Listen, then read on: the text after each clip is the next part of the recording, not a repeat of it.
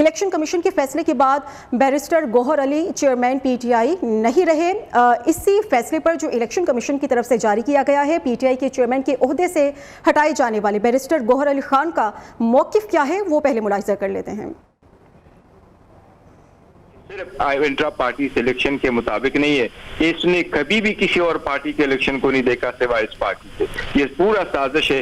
इसके पीछे अनासर क्या है? आप इस बड़ी पार्टी से निशान लेकर के सारे कैंडिडेट को आप इंडिपेंडेंट करवा रहे हैं। इस वक्त 70 जो है रिजर्व सीट है वो है नेशनल असेंबली में, बाकी पूरे पाकिस्तान में मिला के 227 रिजर्व सीट है। 227 रिजर्व सीट उन पार्टीज को जाती है जिनके पास निशान है और निशान पे इलेक्शन लड़ते। ये 227 जो MNAs और MPAs है, इनकी सदारत के इलेक्शन में बहुत बड़ा रोल होता है, इनके सेनेट के इलेक्शन में बड़ा रोल होता है, इनके चीफ मिनिस्टर और प्राइम मिनिस्टर के इलेक्शन में बड़ा रोल होता है। आज से आप 70 वोट किसी और पार्टी को दे रहे हैं जो इसके हकदार ही नहीं है।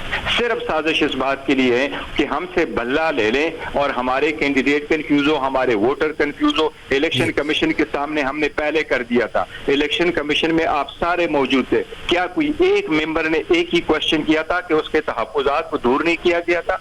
बदकिस्मती सिर्फ यही है कि एक तरफ से सारा को बलाई ताक रख करके एक्शन किया जाता है। अदालतों में जाओ तो वो टेक्निकलिटी पे उतर आ जाते हैं। कोई नहीं, वो भी अच्छा, आपने अदालत की बात की, अब आप जा रहे हैं सुप्रीम कोर्ट। कर दूं 1 मिनट अगर मैं कंप्लीट कर दूं प्लीज।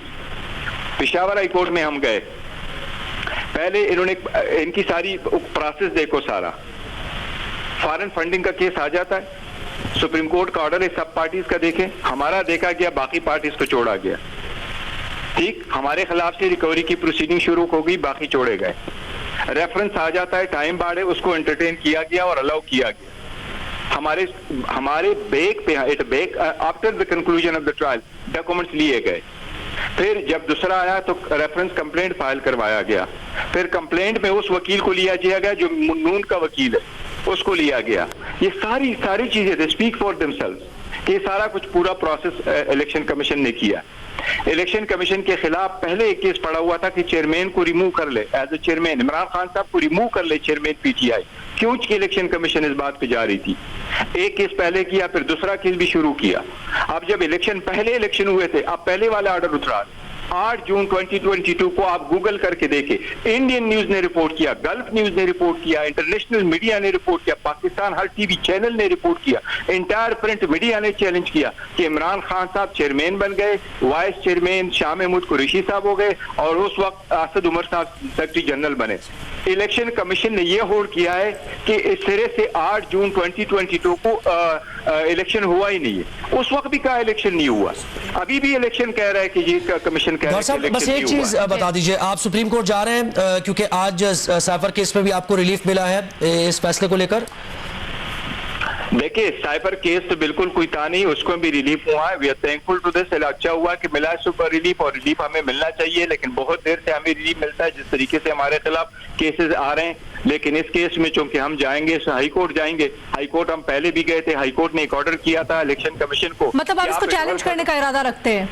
बिल्कुल चैनल करने का इरादा रखते हैं। देखो, प्लान बी भी हमारे पास है। अच्छा। कि क्या करेंगे वो इंशाल्लाह ताला पार्टी इस पे गौहर साहब, ये थोड़ा सा बताइएगा, जो आपने कहा हाई कोर्ट में इसको चैलेंज करने का इरादा रखते हैं, कौन सी स्पेसिफिकली हाई कोर्ट जाएंगे?